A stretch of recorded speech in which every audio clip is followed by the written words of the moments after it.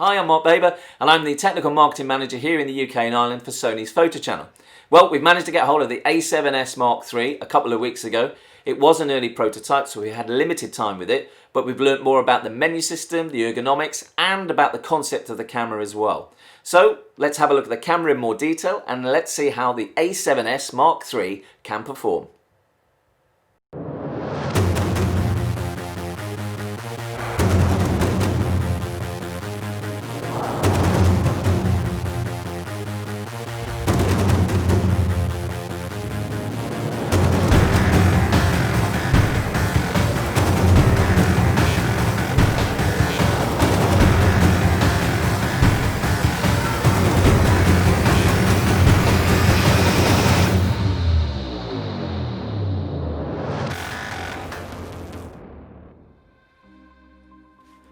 So here it is, it's the new A7S Mark III. Now we've had a prototype a few weeks ago, so it certainly doesn't reflect the final cosmetic look or output of the camera. But early signs is a perfect video camera for content creators, product houses, freelancers, and certainly a superb stills camera for astro, low light gigs, that kind of thing. Now we know that the video market is growing, and with less people now on set, consumers I think are wanting to get that professional look and more flexibility. So we know that more and more users are moving from, say, smaller sensor cameras like Super 35 to full frame for quality images in a small body.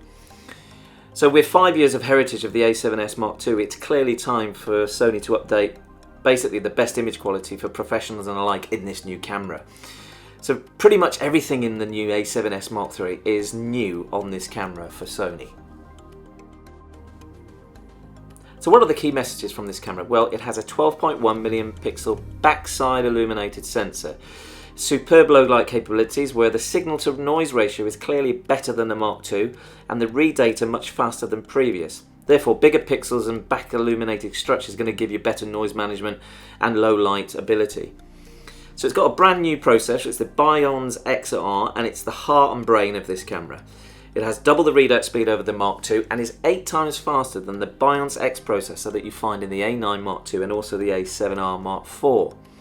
It has 15 stops of dynamic range, which of course gives you incredible detail regarding shadows and highlights. And for the first time in the alpha mirrorless cameras, it's got a full pixel readout in 4K 60p, 120p, 4K, it does have a slight crop. Included in the Full HD 240p mode, there is no audio, and the internal recording is for all modes at 422 10-bit colour sampling, and I'll cover that a bit later in the video. So from the video you can see that the camera now has an articulated screen. Now that's been recently introduced into the ZV-1, so it's very similar to that camera. The buttons are more prominent like the A7R Mark IV and the A9 Mark II. The feel and handling of the camera feels great, and I have to say where the thumb grip is, my hand sits really comfortably when I'm using it. There's an additional top plate wheel, as you can see, for the shutter and aperture, and the exposure compensation dial now is on the top of the camera. The record button is now firmly placed on the top of the camera with the C1 button in its old position. The side of the camera shows the card slot, which has a new mechanism to open and close. On the other side of the camera, the compartments are now a little bit more harder to open, which makes it a bit more solid, and there's definitely improvements over the sealing and the weather resistance. There's of course ports for headphone, microphone, and the HDMI port, which I'll cover later. The AF system is on-chip 759 phase detection points with 425 contrast AF. It now has real-time tracking in stills and video, along with touch tracking, and it can now boast a 30% improvement in eye autofocus capabilities over cameras using the Bions X processor like the A9 Mark II, which is obviously very, very fast and responsive. It covers almost 100% of the sensor at 92% coverage and can focus down to EV-6. Now IAF also works in video, and I've got to say from testing it's really reliable and accurate and locks onto faces at different times really well. The inbuilt image stabilization has now been improved to 5.5 stops, and it now has a new heat dissipating structure within the magnesium alloy body.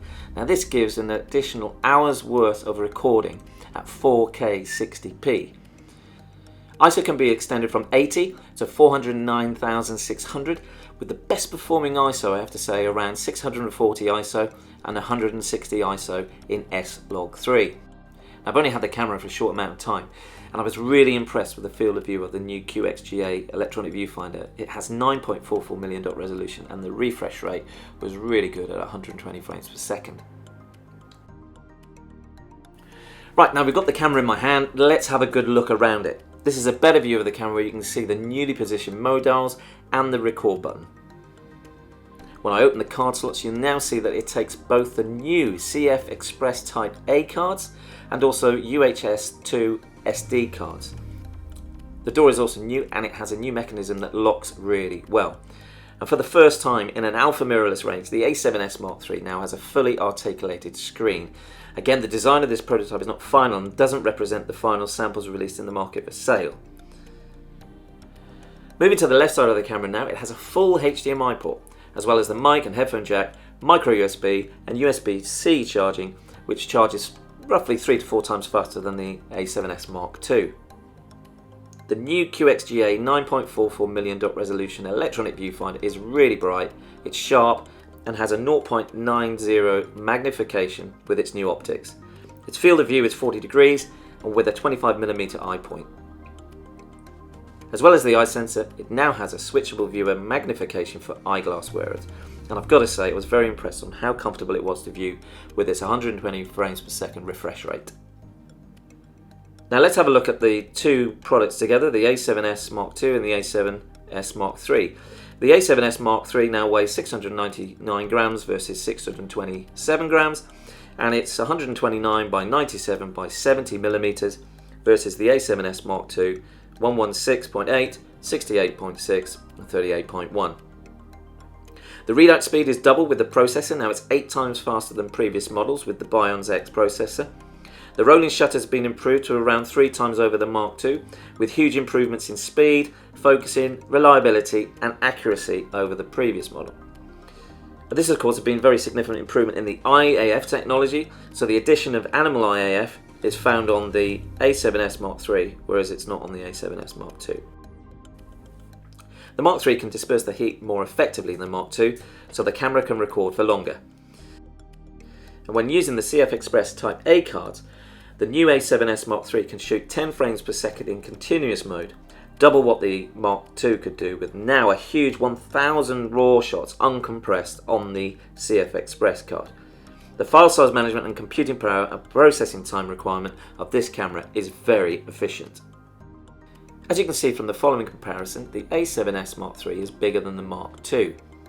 The grip is larger to hold, the Z battery, which is double the capacity of the W battery, of course is going to give you more shots. It's taller, although not that much, with the EVF slightly longer due to the new optics used. You can see the new dials along the top that have been relocated, and also the record button now in a key position. At the back of the camera, it's clear the whole setup, including the LCD screen, is very different to the Mark II. Custom buttons, articulating screen, joystick, thumb grip, top plate mode dials and buttons are more prominent to touch.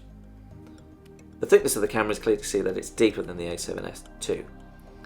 The changes are much better with the addition of the full HDMI port and the LCD screen hinges. Now we paired the body with a lens, and I've put the 16-35mm G Master on. And not forgetting, Sony now have 57 native E-mount lenses in the range, and 37 of them are full frame lenses. It's also a one-mount system, which means if you're an amateur, an enthusiast, a professional or a content filmmaker, there's no need for adapters. And this is one of the biggest advantages using the E-mount system, as well as the cross-compatibility across full frame, APS-C, video lenses and bodies. You might have noticed that the A7S Mark III has a full-size HDMI instead of a micro HDMI port. Now this will make it a lot easier to connect to external monitors with full-size HDMI connections. We've also found out that the camera can now record in 16-bit RAW over HDMI to an external monitor or recorder. Now we don't have enough information to go into more detail here, but we hope that more information will be provided at a later stage. Here we've just demonstrated how easy it is to connect to an external monitor with a full HDMI. The camera now has a new multi-interface shoe for the shotgun microphone, the XLR K3M, and now can be set up for 4-channel 24-bit recording, alongside the ECM B1M for clearer sound.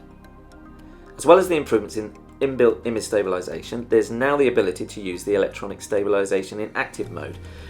For movies, this does crop slightly in camera, and it is very similar to the technology found on the ZV-1.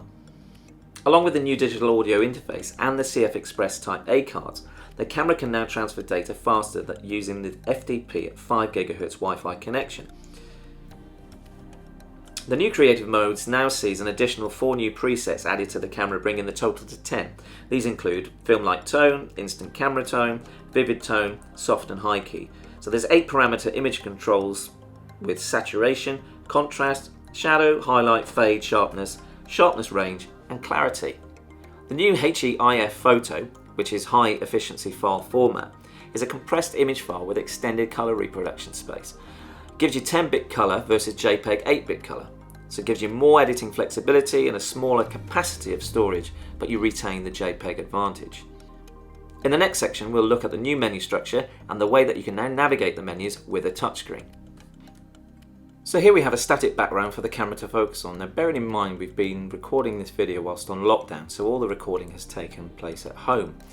This is the back of the camera switched on, and as you can see the camera is in airplane mode as the Wi-Fi on the camera has been switched off. It's not final, that's the reason why. The same display that can be found on previous cameras is the same as what you find on the A7S Mark III. The screen on this camera is 1.44 million dot resolution. Well, as you can see, the new menu system has been completely changed. The tabs are now down to the side of the camera and not along the top.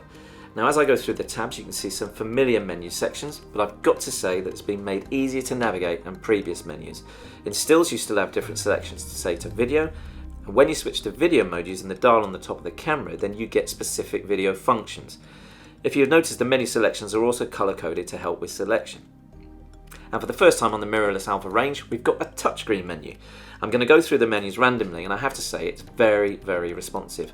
I feel this is a great introduction to the camera and will help navigate the menus easier.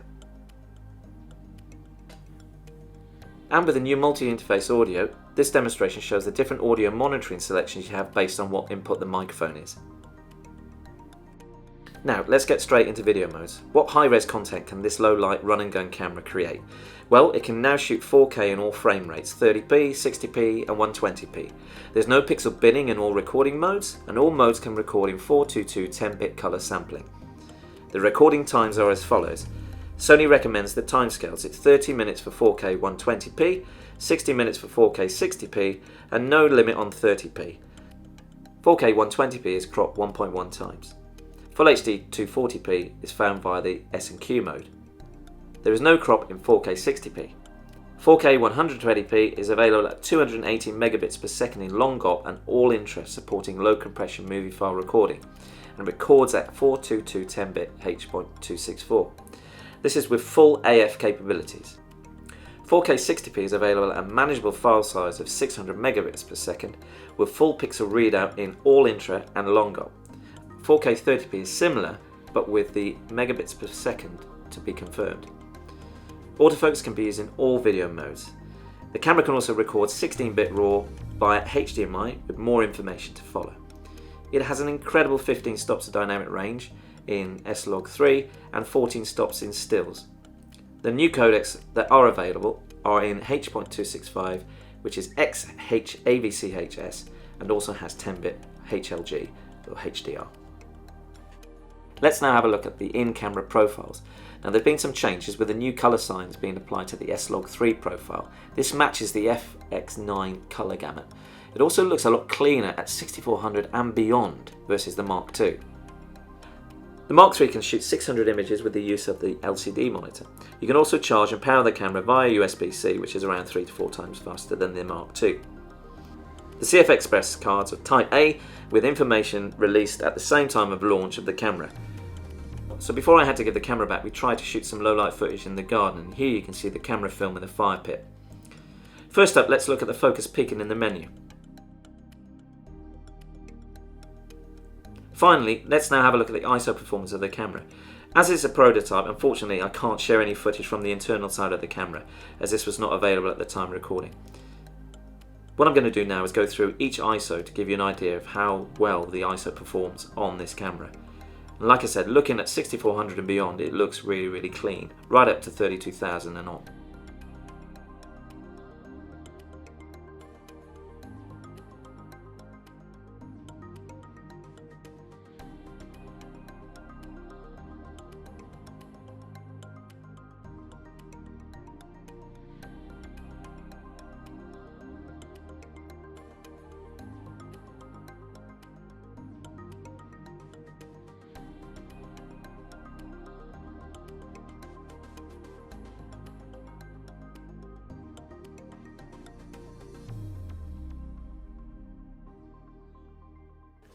So there we have it, it's the A7S Mark III.